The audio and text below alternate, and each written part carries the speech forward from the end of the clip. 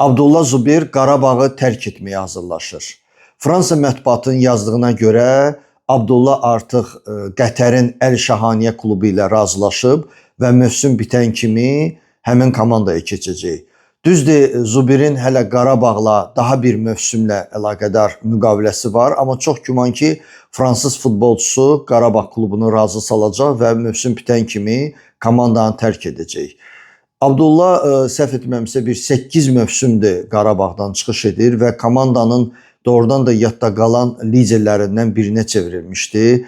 Onun komandanın uğurlarında, həm çempionatda, həm xarici Avropa kuboklarında çıxışı çox yadda qalan olub və bu komandanı tərk edəndə də necə deyirlər, onun yerinə hələ bilmək olmaz Qarabağ hansı futbolçunu alacaq.